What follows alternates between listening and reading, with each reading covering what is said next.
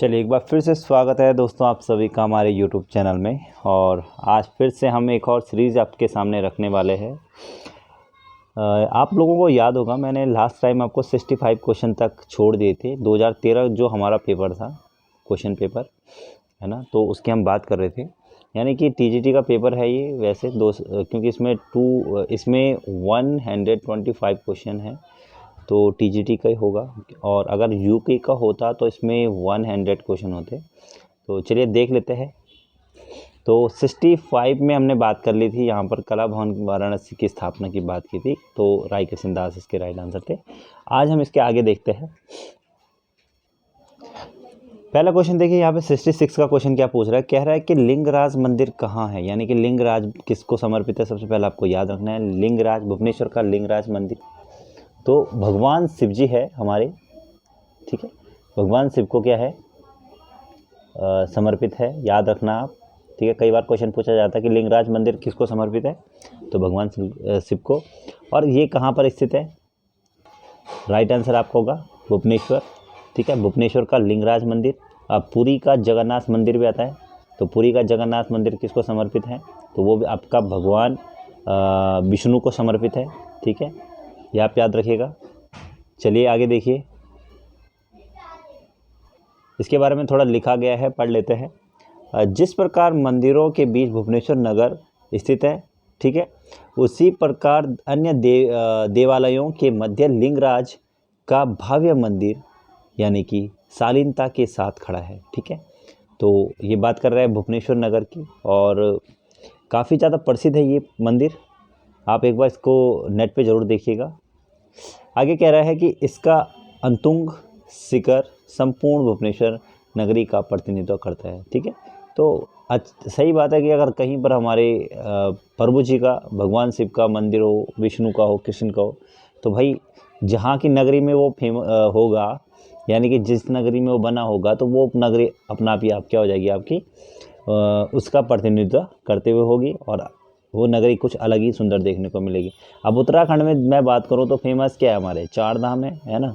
तो भाई 4 धाम क्या है हमारे, बद्रीनाथ, केदारनाथ, यमुनोत्री, गंगोत्री, तो फेमस है इस चीज़ के लिए। तो हमारे उत्तराखंड की जो शान है वो सारी इन्हीं चीज़ों के पहचान है ना। तो वही चीज़ है, ऐसी भुवनेश्वर में आपका लिंगराज मंदिर है। चलिए आगे बढ़ते हैं। क्वेश्चन नंबर 67 देखिए क्या कह रहा है कि हेनरी मूर कहाँ के निवासी थे। तो हेनरी मूर आपके इंग्लैंड के निवासी थे, राइट आंसर इंग्लैंड हो जाएगा। इनके बारे में पढ़ लेते हैं क्या लिखा है। कह रहा है कि 30 जुलाई 1898 को कासल फोर्ड यॉर्कशायर इंग्लैंड, ठीक है, ये एक मतलब शहर का नाम है, में एक खदान मजदूर के परिवार में जन्मे हेनरी मूर आधुनिक ब्रितानी मूर्ति शिल्प को तो बदला ही, यानी कि 20वीं शताब्दी के मूर्ति शिल्प का मतलब भी बदल दिया। यानी कि 20वीं शताब्दी के कलाकार हैं आपके, ठीक है, हेनरी मूर। और एक क्या कह रहा है, ये कह रहा है कि जो मतलब ये हेनरी मूर है वो क्या है, एक खानदान मजदूर परिवार में जन्मे हैं, और मतलब ब्रितानी मूर्तिकार, मूर्ति शिल्प हम बोल सकते हैं, तो प्रसिद्ध माने जाते हैं। देखो मजदूर परिवार से थे। वैसे मैंने आज तक लाइफ में एक ही चीज़ देखा है कि जो मिडिल फैमिली से होते हैं, यानी कि उनका फोकस जो होता है, उनका जो लक्ष्य होता है, वो मतलब उसको पाने की कोशिश पूरी करते हैं, है ना। और ऐसा भी नहीं है कि मिडिल फैमिली से ऊपर हाई फैमिली वालों की इच्छा नहीं होती होगी कुछ करने की, तो वो भी करते हैं। पर अधिकांश जो बड़े ऑफिसर बनते हैं वो मिडिल फैमिली के ज़्यादा देखने को मिलते हैं। कि अब हमारे PM ही हैं, तो भाई वो चाय बेचते थे सोचो, तो भाई आज वो पूरा देश को चला रहे हैं। तो मतलब वही चीज़ है। एग्जाम्पल IAS का इंटरव्यू देखना आप, IAS के इंटरव्यू जो होते हैं, तो वहाँ पर क्या होता है कि जो IAS वाले आपको देखने को मिलेंगे ना, तो वो भी आपके बहुत ही ज़्यादा गरीब फैमिली से, कहते हैं ना, बहुत ही ज़्यादा गरीब स्थिति, तो वहाँ से होते हैं, ठीक है, वो भी देखने को मिलता है। चलिए आगे बढ़ते हैं, ये चीज़ें होती रहेंगी, आगे बढ़ते हैं। 68 का क्वेश्चन देखिए क्या कह रहा है कि प्रकाश के प्राथमिक रंग की बात हो रही है। यहाँ पे प्रकाश के प्राथमिक रंग कह रहा है कि कौन सा है, तो याद रखना आप, लाल, नीला, हरा, पहला राइट आंसर हो जाएगा आपका। प्रकाश के प्राथमिक रंग है। प्राथमिक रंग कौन कौन से होते हैं, प्राथमिक रंग बताओ कौन कौन से होते हैं। आपका लाल होता है, ठीक है, पीला और नीला, ये आपके प्राथमिक रंग होते हैं जो किसी भी रंग से नहीं मिलते। लाल पीला नीला ना हल्ला पेपी नानी भी बोल सकते होंगे, यानी कि ये ट्रिक थी। ठीक है, तो ये आपके क्या होते हैं, प्राथमिक रंग होते हैं। ऐसे ही आपके वैज्ञानिक रंग 4 होते हैं, लाल नीला पीला हरा। तो अलग अलग है रंगों की जो पहचान है। मैं रंगों के बारे में पढ़ाया है हर टॉपिक, तो आप जाकर उसे देखिए ज़रूर। चलिए आगे बढ़ लेते हैं और इसके बारे में पढ़ लेते हैं थोड़ा क्या कहना चाह रहे हैं। देखिए कह रहा है कि प्रकाश में विभिन्न रंग होते हैं। चलिए वो तो होते ही है विभिन्न रंग, जो प्रकाश से ही हमें क्या पता चलता है। देखो प्रकाश को मैंने आपको बताया था, प्रकाश क्या है, रंग का गुण, यानी कि रंग का गुण, सॉरी हाँ सही है, रंग का गुण क्या है, प्रकाश है। अगर प्रकाश नहीं होगा तो रंग की पहचान नहीं होगी, याद रखना।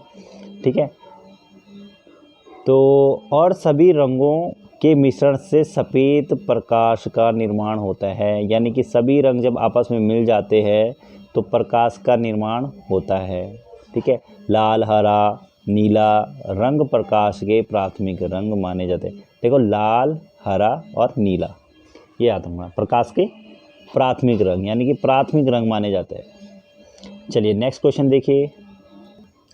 क्वेश्चन नंबर 69 क्या पूछ रहा है, देखिए कह रहा है कि अंग्रेजी भाषा के लगभग सभी अक्षर किस अक्षर लिपि में, यानी कि अंग्रेजी भाषा में जो मतलब अक्षर होते हैं वो सभी अक्षर की बात कर रहे हैं, किस अक्षर लिपि में देखने को मिलते हैं। तो वो राइट आंसर आपका हो जाता है लैटिन। ठीक है, लैटिन भाषा की मैं बात करूँ तो मैंने आपको बताया था ये यूनान में प्रचलित थी, यूनान के रोमन में प्रचलित थी। ठीक है, और वहाँ की क्या थी, मातृभाषा भी मानी जाती है ये मैंने आपको बताया था स्पेशल।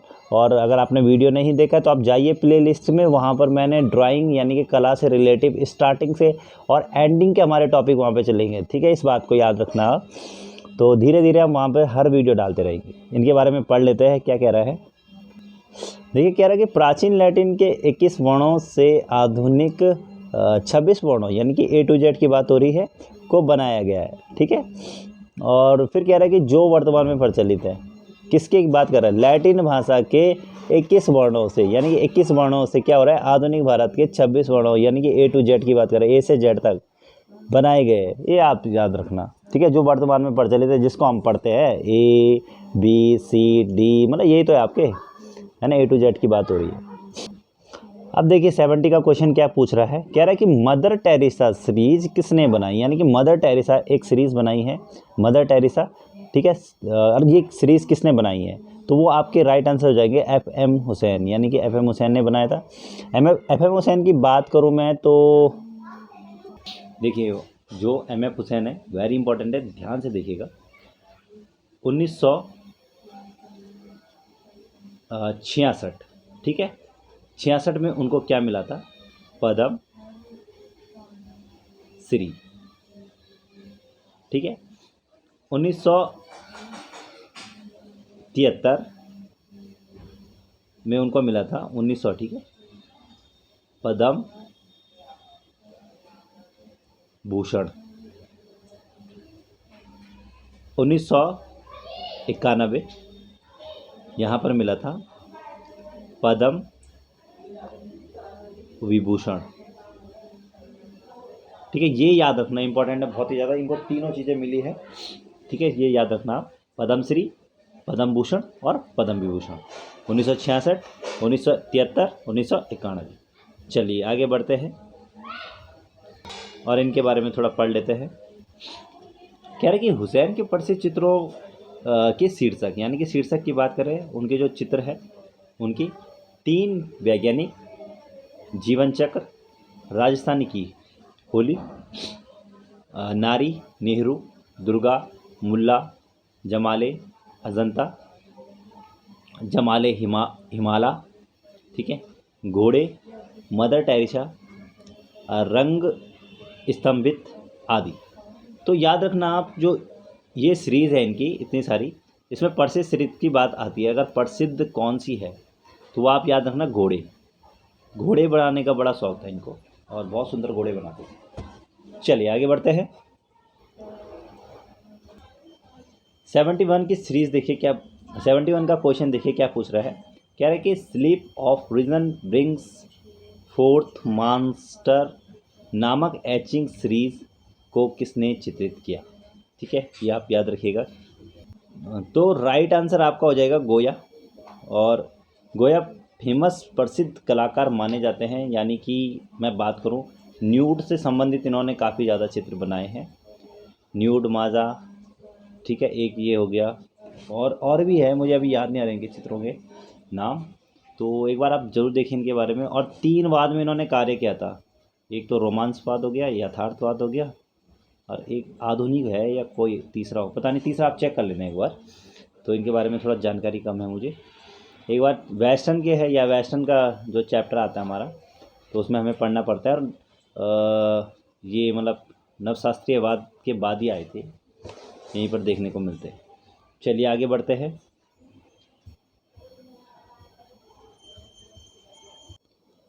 नेक्स्ट क्वेश्चन देखिए क्या कर रहा है 72 का। कह रहा है कि एम.एफ. हुसैन का निधन कहाँ हुआ था, यानी कि एम.एफ. हुसैन के निधन की हम बात करें तो उनका जो निधन हुआ है वो लंदन में हुआ था। याद रखना आप, ये लंदन जो है, लंदन में उनका निधन हुआ था।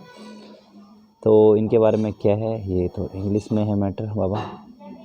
चलो, कह रहा है कि Maqbool Fida Hussain one of India's यानी कि इंडिया बेस्ट आर्टिस्ट, अच्छा, best known artist died of heart attack at the Royal Brompton Hospital in London at 2:30 AM local time on Thursday. तो यहाँ पर बात कर रहा है कि मतलब जो एम.एफ. हुसैन है उनका निधन हार्ट अटैक से हुआ है। और हॉस्पिटल की बात करें तो ये वाला हॉस्पिटल आ जाता है आपका, और थर्सडे को आपका ये हुआ था 2:30 पे। तो ये बताने की कोशिश कर रहा है। तो मैं बता दूं, ये एक विवाद कलाकार के रूप में भी जाने जाते हैं, क्योंकि इन्होंने क्या किया था, भारत माता का इन्होंने नग्न चित्र बनाया था। और नग्न चित्र बनाने के चक्कर में इनको भारत से मतलब भागना पड़ा। तो भारत से भागने के बाद ये लंदन गए थे, तो वहीं पर इनका क्या हो गया, हार्ट अटैक से क्या हो गया, डेथ हो गई। तो उसी टाइम की बात नहीं है ये, मतलब कुछ टाइम बाद हुई होगी। तो यही चीज़ है। चलिए आगे बढ़ते हैं। 73 का क्वेश्चन देखिए क्या कह रहा है कि भविष्यवाद यानी कि फ्यूचरिज्म का उद्भव किस देश में होता है। देखो, भविष्यवाद फ्यूचरिज्म से बोला जाता है, और उद्भव की बात करें किस देश में हुआ था, तो भाई ये हुआ था आपका इटली में, ठीक है, इटली में हुआ था। इसके बारे में थोड़ा पढ़ लेते हैं क्या लिखा है। ये लिख रहा है यहाँ पे कि इटली की आधुनिक कला का आरंभ भविष्यवाद से हुआ, यानी कि जो इटली की आधुनिक कला, इटली की बात कर रहा है, ठीक है, आधुनिक कला की बात नहीं कर रहा है, ये याद रखना। आधुनिक कला की शुरुआत प्रभाववाद से हुई थी, ठीक है, शुरुआत प्रभाववाद से हुई थी। उसके बाद आपका नव प्रभाववाद आया था, फिर आपका उत्तर प्रभाववाद आया था, फिर भाववाद आया था, ये याद रखना आप, ठीक है। पर यहाँ पर इटली की बोल रहा हूँ, इटली की आधुनिक कला का तो भविष्यवाद से शुरू हुआ था, ठीक है। इसके प्रेरणा की मैं बात करूँ तो फिलिप्पो तोमासो, ठीक है। उसके बाद हम बात करें मारिनेती, तो ये इसके क्या थे, प्रेरणा थे। इसका पूरा नाम ये एक ही है, फिलिप्पो, क्या खतरनाक नाम है, तोमासो मारिनेती, तो ये इसका नाम है, ठीक है, याद रखना। नेक्स्ट क्वेश्चन देख लेते हैं। 74 का देखिए कह रहा है कि मुगल वंश की बात कर रहा है, मुगल काल का जो प्रसिद्ध चिड़ियाओं का चितेरा की बात कर रहा है, ठीक है, चिड़ियाओं के चितेरा यानी कि मुगल काल में कौन है। तो भाई ये याद रखना आप, जब भी चिड़ियाएँ पशु पक्षी से रिलेटिव क्वेश्चन आ जाता है, फूलों से संबंधित आ जाता है, तो मंसूर राइट आंसर आ जाएगा आपका। और यहाँ पर याद रखना कि मंसूर किसके दरबार का चित्रकार है, तो जहांगीर के दरबार का चित्रकार है, याद रखना आप, ठीक है। और इसको एक उपाधि दी गई थी, तो इसकी उपाधि थी, एक सेकेंड है, निज़ाम उल अस्त्र की इसको क्या दी गई थी, अस्त्र, याद रखना आप, अस्त्र की उपाधि दी गई थी, ठीक है। चलिए इसके बारे में थोड़ा पढ़ लेते हैं क्या बता रहा है। कह रहा है कि जहांगीर काल में पशु पक्षियों तथा वनस्पतियों के चित्रण में मंसूर नाम विशेष उल्लेखनीय है, ठीक है, पशु पक्षियों, ठीक है, वनस्पति चित्रण में मंसूर का नाम प्रसिद्ध है। उसके बाद कह रहा है कि टर्की कॉक यानी कि तुर्की मुर्गा तथा चकोर पक्षी के सुंदर चित्र इसी चित्रकार द्वारा बनाए गए, ठीक है। पक्षी भी आ गया आपका, मुर्गा भी आ गया। चलिए तो आगे बढ़ लेते हैं। नेक्स्ट क्वेश्चन देखिए, कह रहा है कि 75 का क्वेश्चन कि वेदों की कुल संख्या, तो ये बार बार पता है कि वेदों की कुल संख्या बतानी है। तो 4 वेद है, यजुर्वेद, सामवेद, अथर्ववेद और यजुर्वेद, सामवेद, ऋग्वेद, सामवेद, यजुर्वेद और अथर्ववेद, ये 4 वेद आप याद रखना। थोड़ा सा मैंने जल्दबाजी में बोल दिया तो थोड़ा गड़बड़ होगी। चलिए आगे बढ़ते हैं। नेक्स्ट क्वेश्चन देखिए क्या है 76 का। All India fine art and craft society नई दिल्ली की स्थापना कब हुई थी? तो ये आपकी 1928 ईस्वी में हुई थी। एक चीज़ और याद रखना यहाँ पे कि all India fine art and craft, कई बार क्वेश्चन ये पूछा कि कहाँ पर स्थित है, तो आपको राइट आंसर लगाना है नई दिल्ली, ठीक है। और स्थापना की बात करेगा तो 1928 लगा दियो। चलिए आगे बढ़ लेते हैं। चलिए 77 का देखिए, कह रहा है कि राघव कनेरिया को किस रूप में जाना जाता है? देखो राघव कनेरिया को हमें रूप बताना है, तो ये एक मूर्तिकार है, याद रखना, फेमस मूर्तिकार है। इनके बारे में थोड़ा पढ़ लेते हैं क्या लिखा है। तो इनके बारे में लिखा जा रहा है कि राघव कनेरिया ने मूर्ति शिल्पों के आकार मिट्टी, लकड़ी, धातु और मटके के टुकड़ों से तराशे हैं। यानी कि इन्होंने क्या किया है, मिट्टी, लकड़ी, धातु, मटके, मतलब इनसे क्या किया, इन टुकड़ों से इन्होंने क्या किया, मूर्ति बनाने की कोशिश की है। फिर आगे कह रहा है कि इन्हीं आकार रूपाकारों में उभरते हैं वे बिंब रूप जो क्या होता है, एक और तो मन के आध्यात्मिक आकाश के रिश्ते को जोड़े हुए है और दूसरी ओर धरती की इंद्रिय लयात्मकता है। यानी कि एक तरफ क्या हो गया है, तो पहला तो इन्होंने क्या बताया, इन्होंने क्या, आध्यात्मिकता, यानी कि पहला इन्होंने आकाश को जोड़ दिया है और दूसरी ओर क्या हो रहा है, दूसरी ओर ये धरती को मतलब क्या कर रहे हैं, इंद्रित कर रहे हैं। तो इसी प्रकार से राघव कनेरिया जो थे वो प्रसिद्ध मूर्तिकार माने जाते हैं। और इन सारी चीज़ों से इन्होंने क्या किया, मूर्ति को उकेरने की कोशिश की है। नेक्स्ट क्वेश्चन देखिए 78 का कह रहा है कि नेशनल इंस्टीट्यूट ऑफ डिज़ाइन कहाँ है? यानी कि हमें बताना है नेशनल इंस्टीट्यूट ऑफ डिज़ाइन की बात हो रही है, तो ये आपका कहाँ पर है? Ahmedabad is a right answer हो जाता है 3 का। और यहाँ पर मैं इसकी बात करूँ तो इसके बारे में लिखा है कि national institute of design Bharat का एक प्रमुख डिज़ाइन संस्थान है। यह गुजरात के अहमदाबाद में, यानी कि भारत का डिज़ाइन इंस्टीट्यूट है ये, ठीक है, भारत का डिज़ाइन संस्थान है। चलिए आगे बात करिए, याद रखिएगा इसको कि ये मतलब कहाँ पर है, अहमदाबाद में, ठीक है। इतना ही पूछा जाएगा, ज़्यादा कुछ नहीं पूछा जाएगा। आगे बढ़ते हैं। चलिए नेक्स्ट क्वेश्चन देखिए क्या कह रहा है कि 79 का कनेरी गुफाएं कहाँ हैं? यानी कि कनेरी गुफाएं की बात हो रही है, ठीक है। तो ये आपके मुंबई में है, ठीक है। अब मुंबई के कहाँ की बात हो रही है, बोरीवली, ठीक है, बोरीवली, यानी कि बोरीवली में आपकी क्या है, कनेरी की गुफाएं स्थित हैं, ठीक है। अब यहाँ पर बात करते हैं गुफाएं, तो गुफाओं की मैं बात करूँ तो 100 से ज़्यादा यहाँ पर गुफाएं देखने को मिलेंगी आपको। साथ में 2री शताब्दी से लेकर 9वीं सदी के मध्य यहाँ पर आपको देखने को मिलेंगे। और जो यहाँ पर बौद्ध प्रतिमाएं पाई गई, तो बौद्ध प्रतिमाओं की मैं बात करूँ तो आपकी 2, 14 और 56 इन गुफाओं में देखने को मिलती है, ठीक है। ये भी आप याद रखिएगा। एक पॉइंट और याद रखना कि 11 मुखों वाला, ठीक है, मुखों वाला क्या मिला है, मुखों वाला अवलोकितेश्वर मिला है, ठीक है। यानी कि 11 वाला बुद्ध प्रतिमा कहाँ पर देखने को मिलती है, तो वो आपके बुद्ध प्रतिमा जो है वो आपकी 14वीं गुफा में देखने को मिलता है, ठीक है, याद रखना। चलिए आगे बढ़ते हैं। देखिए यहाँ पे पढ़ लेते हैं इसके बारे में, कनेरी के बारे में। लिखा है कि सुप्रसिद्ध कनेरी गुफाएं टाडा और बोरेवली, अभी मैंने बताया था आपको, बोरेवली स्टेशन से 5 मील पर स्थित है। यह मुंबई के पास है, यानी कि वही है जो मैंने आपको बताया, बोरेवली। तो आगे बढ़ लेते हैं, इसके बारे में मैंने आपको बता ही दिया है। क्वेश्चन नंबर 80 देखिए क्या कह रहा है, कोलकाता में विक्टोरिया स्मारक पर 1998 की बात हो रही है का प्रस्थापन स्ट्रक्चर ऑफ मीनिंग किसने बनाया? तो आपका राइट आंसर 3 हो जाएगा, विमान सुंदरम थे, उन्होंने बनाया था। चलिए आगे बढ़ते हैं। क्वेश्चन नंबर 81 देखिए क्या रहा है कि त्रिवार्षिकी भारत अंतर्राष्ट्रीय कला प्रदर्शनी का प्रारंभ किस वर्ष? तो किस वर्ष में हुआ था ये आप याद रखिए। तो 1968 आपका राइट आंसर हो जाएगा, यानी कि सेकंड जो राइट आंसर है हो जाएगा। इसी के साथ आगे बढ़ते हैं।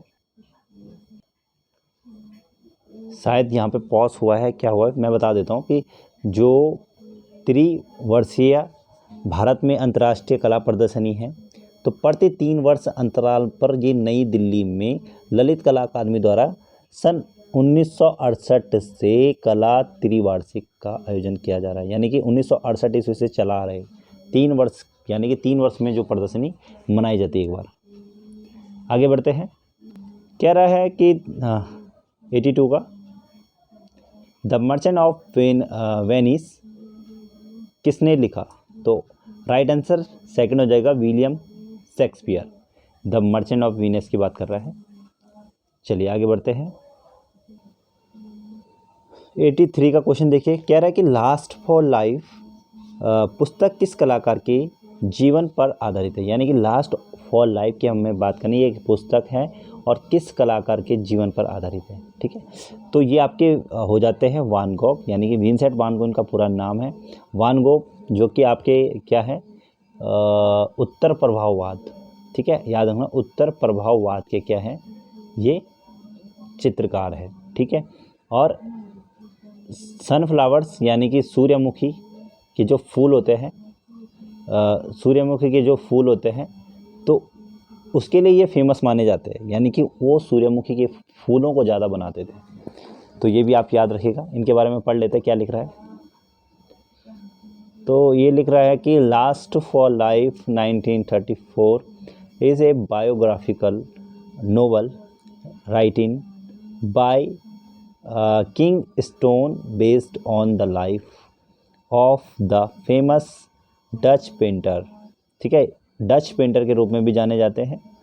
और बायोग्राफी मतलब होता है जीवनी, याद रखना आप।